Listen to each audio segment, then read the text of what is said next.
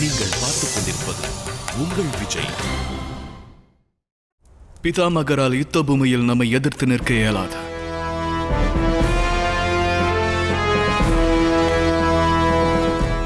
ஏனெனில் அவர் தர்மம் அறிந்தவர். ஆனால் பிதாமகரின் தர்மம் அஸ்தினாபுரத்தின் அரியணையை காப்பது. சித்தாந்தங்களுக்காக சிம்மாசனத்தை தியாகம் செய்வாரா? சிம்மாசனத்திற்காக சித்தாந்தங்களை தியாகம் செய்ய இயலாது புத்திரனே. பாண்டவர் மீது கொண்ட பகைதனை போக்கிவிடு.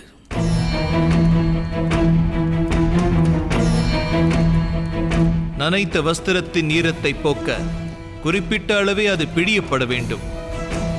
அதில் பலத்தை பிரயோகிப்பது நன்மை தராது. பாண்டவர்களுக்கு வேண்டிய தண்டனையை தந்துவிட்டீர்கள். இப்போது அவர்களை வரவேற்று அவர்களுடைய ஆஸ்தியை ஒப்படைப்பதே தர்மமாகும். பாண்டவர் ஐவரின் வீரத்தோடு மோதுவதற்கு துணிவு கொள்ளாதே மகனே துரியோதனம். அர்ஜுனன் அன்றே யுத்த அறைகூவல் விடுத்தான். அவர்தம் ஆஸ்தியையும் யுதிஷ்டிரனது அரியணையையும் ஒப்படைத்து விடு. இதை அவர்கள் ஏற்பதற்கு எப்பாடு பட்டாவது நான் சம்மதிக்கு வைப்பேன். ஐவரின் அதிகாரத்தை அவர்களிடம் தந்துவிடு. பிதாமகரான எனது வார்த்தையை மீற மாட்டார்கள் அவர்கள். பாண்டவருக்காக பரிந்துரைக்கின்றீர்களா கங்கை மைந்தரே?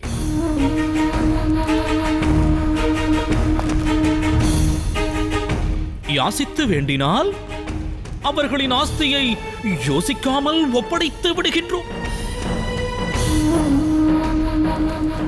இருப்பினும் அரியணையானது அகிலத்தில் எவராலும் யாசித்து பெறக்கூடியதல்லவே மகாமந்திரி.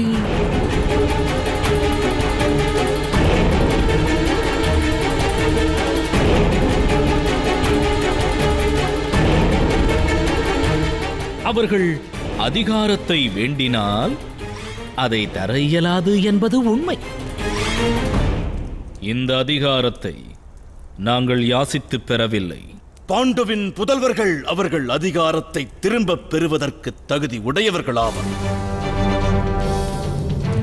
பழிவாங்கும் எண்ணத்தோடு அவர்கள் வீறு கொண்டு எழுந்து வந்தால் அடியோடு அழிந்துவிடும் அஸ்தினாபுரம். மகனை திருதராஷ்டிரா, நடக்கவிருக்கும் யுத்தத்தை தடுத்து நிறுத்த முடிவிடு.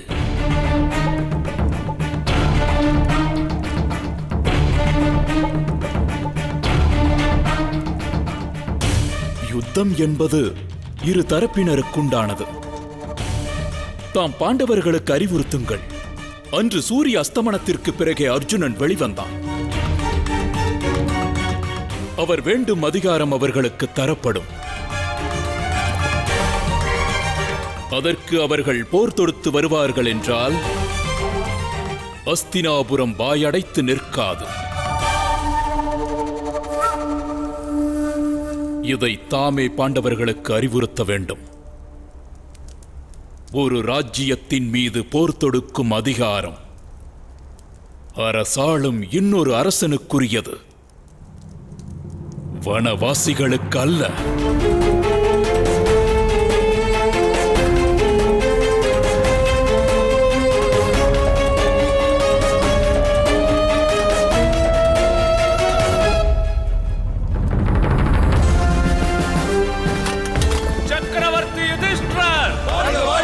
சக்கரவர்த்தி யுதிஷ்டிரர், சக்கரவர்த்தினி திரௌபதி, சக்கரவர்த்தினி திரௌபதி.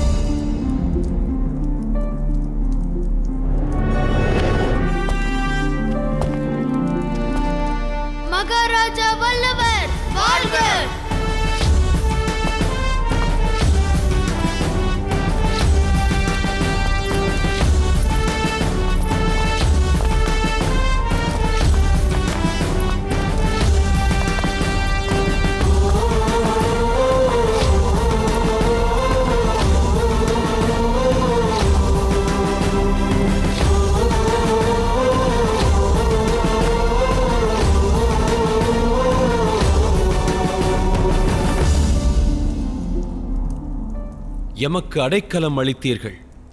அக்காரணம் கொண்டே தம் நகரம் தாக்கப்பட்டது. சக்கரவர்த்தி யுதிஷ்டிரரே, சொர்ணத்தில் பொற்கொல்லன் கரம் பட்டால் அது ஆபரணமாக மாறுகிறது.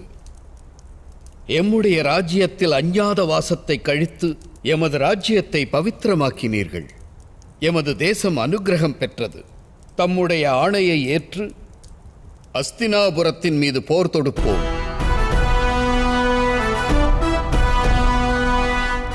யாம் தமது அன்பிற்கு என்றும் கடமைப்பட்டவர்கள். ஆனால் கஜத்தின் மீது சவாரி செய்து ஒரு மனிதன் நான் கஜபலம் கொண்டவன் என்று புஜம் உயர்த்த இயலாது. அது தவறு. விராட சேனை போரிடப் போவதில்லை. யாம் ஐவரும் வீரத்தைக் கொண்டு சங்கல்பம் கொண்டோம். எம்முடைய வீரத்தினை வெளிப்படுத்தியே போரினை வெல்வோம். அதிவிரைவாக 5 ரதங்கள் அஸ்தினாபுரத்தின் நுழைவு வாயிலில் நிற்கும். மகாராஜா திருதராஷ்டிரரின் 100 புதல்வர்கள் 100 தண்டிக்கப்படுவார்கள். பேர் அல்ல பாஞ்சாலி,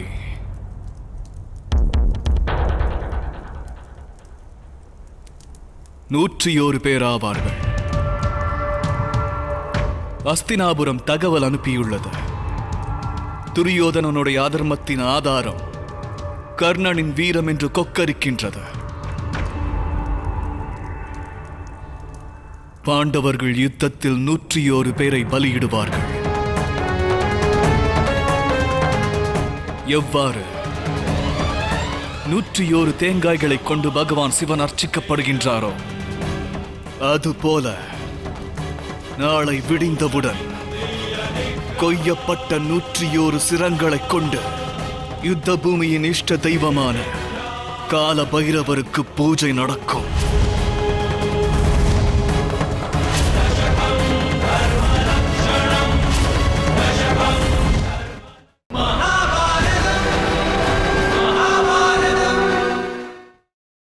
நீங்கள் பார்த்துக் கொண்டிருப்பது உங்கள் விஜய். யுத்த பூமியின் இஷ்ட தெய்வமான கால பைரவருக்கு நாளை கொய்யப்பட்ட 101 சிரங்களால் பூஜை நடக்கும்.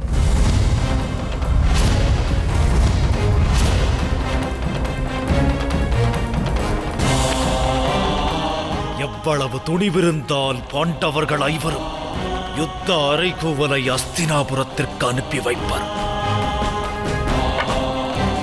என்னுடைய சிரத்தை கொய்ய வேண்டும் என்று கனவு காணும் ஐவருடைய உறக்கத்தை நான் வேறறுப்பேன். அவர் குருதியில் குளித்து ஆனந்த கூத்தாடுவேன்.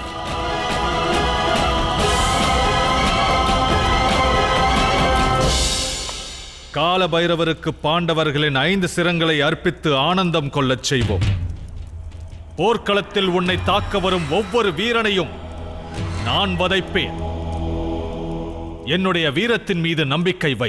எதற்காக இவ்வளவு ஆவேசம் கொள்கிறாய் அங்க தேசத்து அரசே? அஸ்தினாபுரத்தின் சார்பாக அஸ்திரம் ஏந்தும் அதிகாரம் இதுவரை உனக்கு யாரும் தரவில்லை.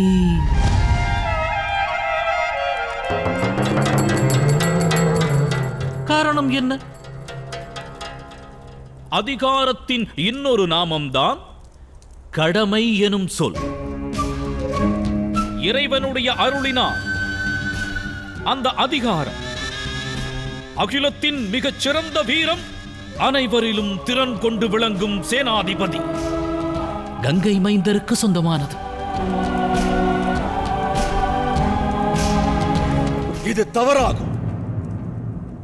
இந்த அறைகூவல் திருதராஷ்டிரனின் 100 புதல்வர்களுக்கானது, அஸ்தினாபுரத்திற்கானது அல்ல. அறைகூவலா? இது அறைகூவல் அல்ல. இது அறைகூவல் அல்ல கங்கை மைந்தரே.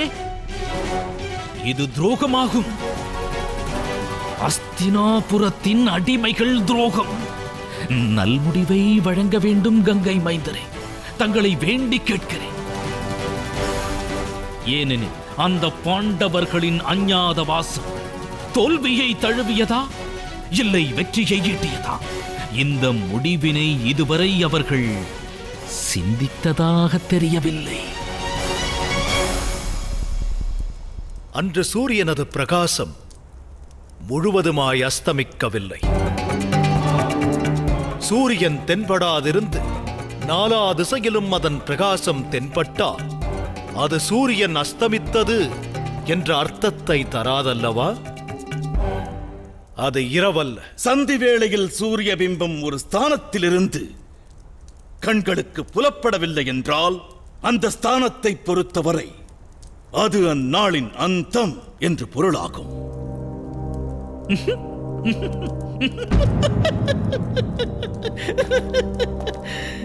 தற்போது இந்த சிக்கல் தர்மத்தின் ஆதாரமாகிவிட்டது. ஒரு குறிப்பிட்ட சமயத்தை இரவென்று ஏற்பதா இல்லை பகலென்று ஏற்பதா? அம்முடிவை யார் நிர்ணயிப்பார்கள்? தாங்களா? யுதிஷ்டனா? நானா? யார்?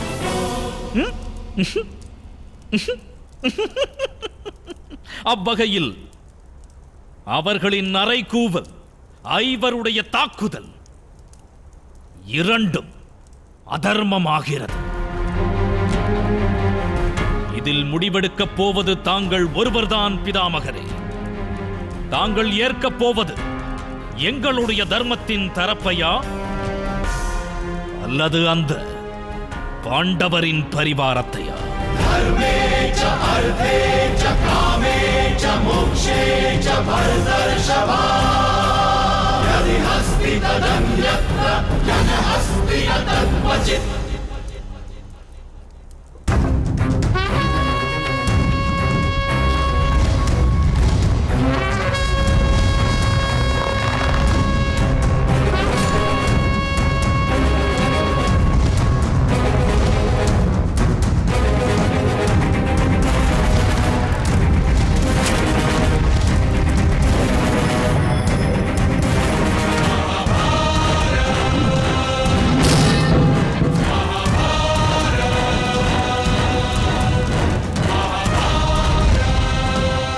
ஹிருதயத்தில் தர்மம், இரு கரத்தினில் ஆயுதம் ஏந்தி புறப்படுங்கள் ஐவரும்.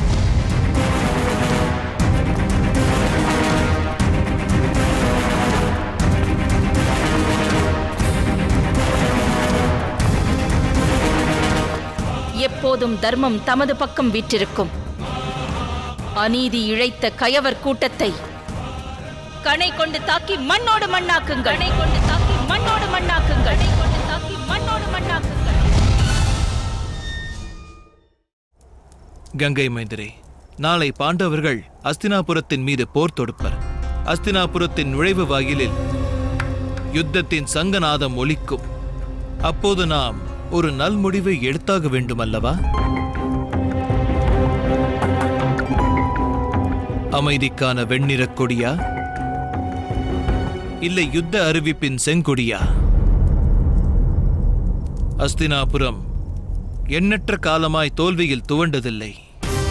பாண்டவர்கள் வெற்றி பெற்றாலும் அது அஸ்தினாபுரத்தில் நாசத்தை விளைவிக்கும். ஒருவேளை பாண்டவர்கள் தோற்றாலும் அது அரச குலங்களுடைய தர்மத்தின் நாசமாகவே கருதப்படும். நான் அஸ்தினாபுரத்தின் அரியணையை என்றும் காப்பதாய் சபதமெடுத்தவன் விதுரா. ஒருவேளை பாண்டவர்கள் தோல்வியுற்றால் என்னுடைய மனக்கோட்டை உடையும். முடிவு எதுவானாலும் தோல்வி எனதாகும் விதுரா. பாண்டவர் ஐவரே என்னுடைய சித்தாந்தங்களை ரட்சிக்கும் சக்தி பெற்றவர். ஆனால் எனது சித்தாந்தங்கள் பாண்டவர் ஐவரை ரட்சிக்க தவறிவிட்டன.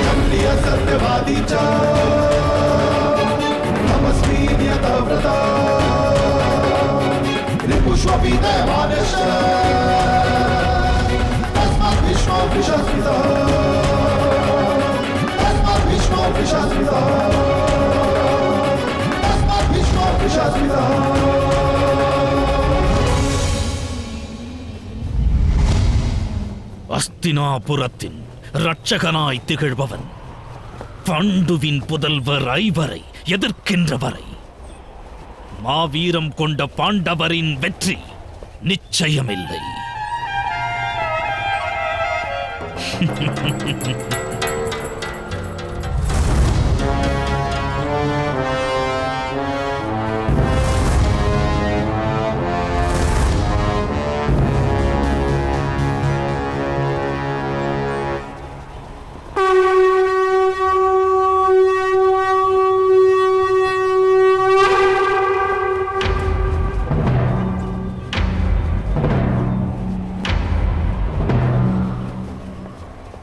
யுத்தம் புரிய வந்தீர்கள் அல்லவா?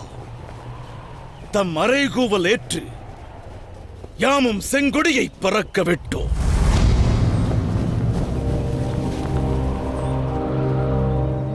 அஸ்தினாபுரத்தின் கோட்டையாக விளங்குபவன் நானாவே.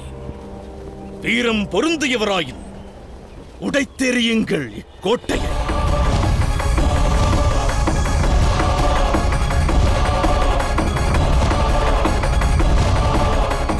ஆயுதம் ஏந்துங்கள் பாண்டவர்களே.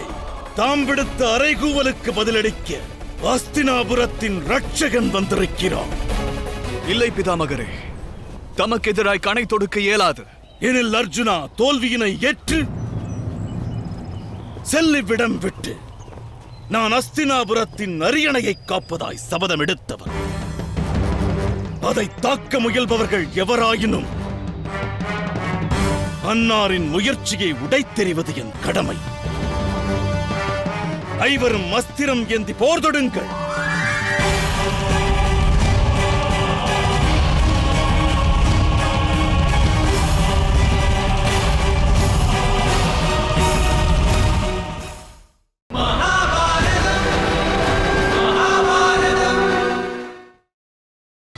நீங்கள் பார்த்துக் கொண்டிருப்பது உங்கள் விஜய்.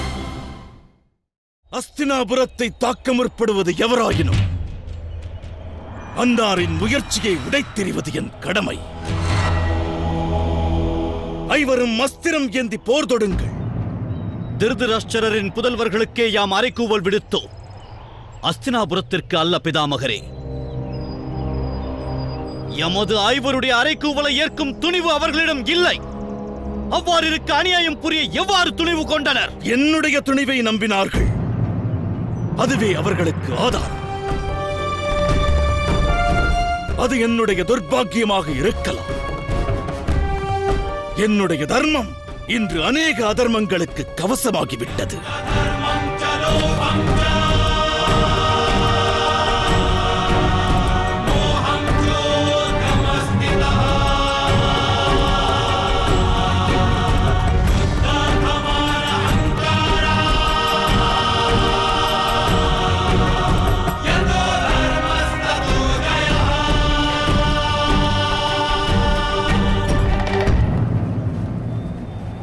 யாம் தமக்கெதிராய் அஸ்திரம் ஏந்த வரவில்லை பிதாமகரே.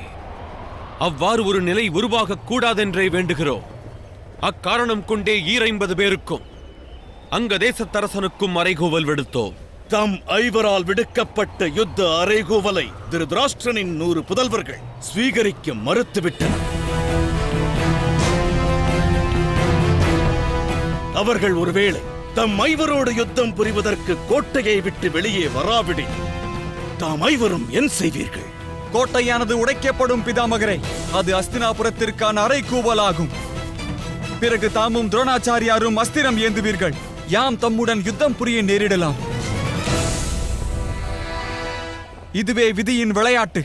இப்போதுள்ள நிலை யாதெனில் யாம் எமது அவமானங்களை மறந்து எமது அதிகாரத்தை துறந்து என்றென்றும் வனவாசம் மேற்கொள்ள வேண்டும். இல்லையெனில் தம்முடன் போர் புரிய வேண்டும். ஏன் இந்த அவல நிலை? என்ன தவறிழைத்தோம் நாங்கள்? தாம் அனைத்தும் அறிவீர்கள் பிதாமகரே. தர்மமானது எமது பக்கம் உள்ளது. திருதராஷ்டிரனுடைய புதல்வர்கள் எமக்கும் எமது பத்தினியான திரௌபதிக்கும் அன்று துரோகச் செயல் புரியவில்லையா? அவர்கள் தண்டிக்கப்பட வேண்டியவர்கள் இல்லையா? ஏன் தாம் அவர்களை ரட்சிக்கின்றீர்கள்? நான் கதியற்று நிற்கிறேன் புத்திரனே. தென்னையில் காய்க்கும் காயானது தனது உறுதித்தன்மையை இழந்து விடாது. அதனுள் இருக்கும் சுவையான நீர் ஒருவேளை அடியோடு வற்றினாலும் உறுதி மாறாது. அன்று நான் ஏற்ற சபதத்தின் கடமையை ஆற்றவே வந்தேன்.